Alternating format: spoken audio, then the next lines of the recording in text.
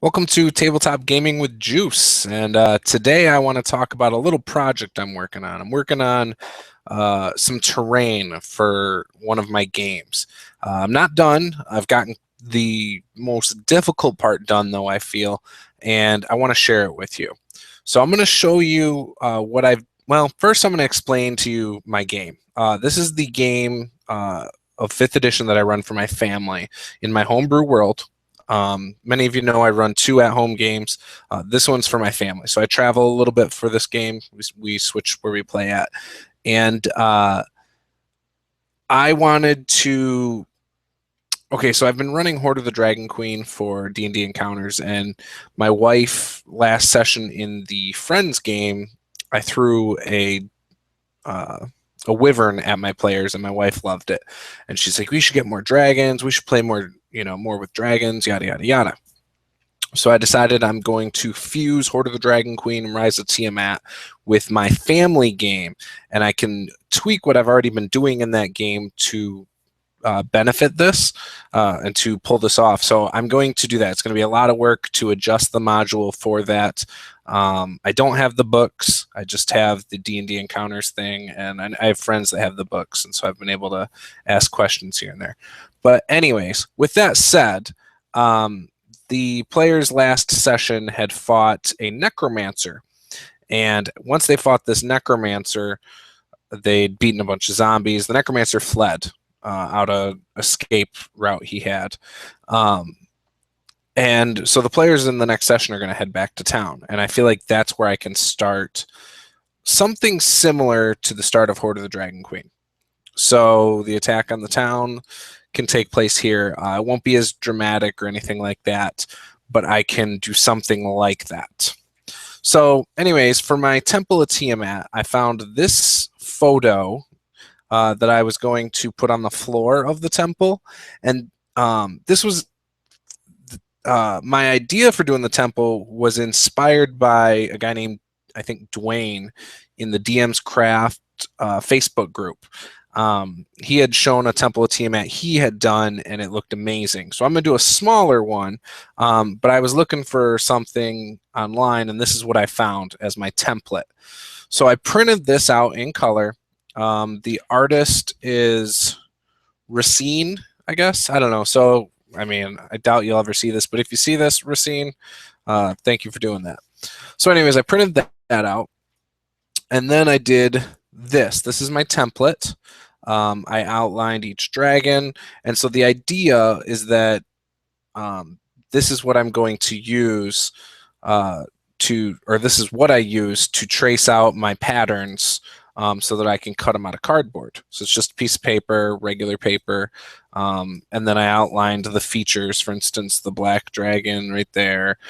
Certain features I really wanted to be more prominent. I don't know, I mean, when it comes to painting, I'll at the final stage, I'll make things like that more prominent. But yeah, so there's that. So then I cut out this. This is what I got from this. All right. So I did this as my next step. And I'm going to do a tutorial on my blog, which you can find at rpgjuice.com, and that'll be up when I'm completely done with this project. I'll put the photos up there and things like that, and just kind of briefly explain how I did this. So yeah, so that was the next step. After that step, I traced it again, but instead of doing the circle portions, so like these parts that connect the dragons, I removed those, and I came up with the individual dragons. And so I have a cutout for each dragon head, and it comes down where they are going to fuse together at the end. Originally, what I was going to do is all of it was going to go on this base where I outlined it. This was going to be the main tile. But I realized I don't have enough room to do the pillars. So this is not what I'm going to use. And in fact, after I did this, I started realizing I should just make a circle one. So I'm going to make the temple a circle. If this is how big the centerpiece is, I'll probably have the temple walls start here, and they're going to be a perfect circle around it. And I'm going to have pillars, and I might make it so there's an upper level that players might be able to get up to. I'm not sure yet, because the idea was that I was going to make this a 2.5D method. So I don't know yet.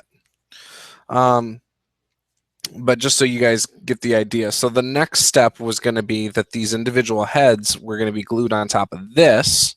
So it's going to give it a really nice effect, I think, once it's done. So it's going to go on there like that, and I'm going to have 3 layers. So I'll have the main layer and then the 2 on top. And it'll give it a raised look where you can still set miniatures on it and stuff. I'm going to do the main floor like a brick or concrete, like grayish black color.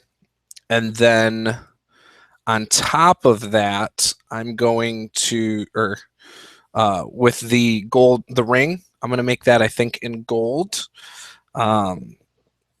So I want that to kind of pop a little bit, and I want to put a gloss, like a shininess to it. And then for the dragons on top of it, I want those to have a shiny look as well, be real smooth. As for the parts in between here, I think I might just leave that as the concrete brick looking layer. I don't think I'm going to do anything different with that. But yeah, I think it'll be really cool. I plan on using it this Saturday. The idea is that the town will get attacked. The players on Saturday night will probably be able to fight it off. I'll probably have them be able to get to some ballistas at the castle to fight off some of the dragons in the air, because I'm going to put a couple dragons out there, I think, just to really mess with them, because I know these players will be scared of it. Once the dragons flee, the players will find out that that somebody has been trying to organize, or somebody's been seen up near the old temple, or they're coming from the direction of the old temple of Tiamat in the mountains, and that's where the temple will be. So they'll have to go up there. I haven't prepped the session yet. I'll probably prep it tomorrow night, Friday night. I like to prep the day before a game, so it's all fresh in my head.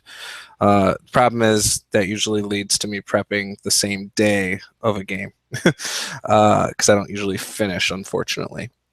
But I think it'll be a pretty straightforward session, and I'm looking forward to running it. I think it'll be a lot of fun. So we'll see what happens. When I finish the project, I'll do another quick video showing it off. Hopefully that'll be tomorrow. Tonight, my wife and I are probably going to paint it up a little bit, and get the temple done at least. I'd like to get part of the city done as well. I haven't talked to her about that, but I'm probably going to try and do some of the city, at least like a short little area of it, so I can do a couple encounters there, and maybe try to do a quick castle wall with a ballista on it, so I can have a little session, or little part of the session take place there. So maybe like a tower. But yeah, so I'm excited. I think it'll be a fun session, and hoping it scares the crap out of my players. So we'll see what happens. Be sure to leave your comments below. Please like, subscribe, share. If you want to go check out my blog, I try to post blog posts every couple of days. You can like my page on Facebook, Tabletop Gaming with Juice over there. You can follow me on Twitter, again, Tabletop Gaming with Juice. My Patreon account's GM Juice. If you want to go check it out, that's fine. And if you haven't joined yet, the Tabletop RPG one-shot group on Facebook, go over there, join the group. We're playing games all the time. We talk about things a lot, talk about different things related to gaming, and would love to have you guys go over there and join in on our conversations, maybe play a game with you. So with that, I'm out of here. Hope you guys enjoyed this, and until next time, have a good one. Bye.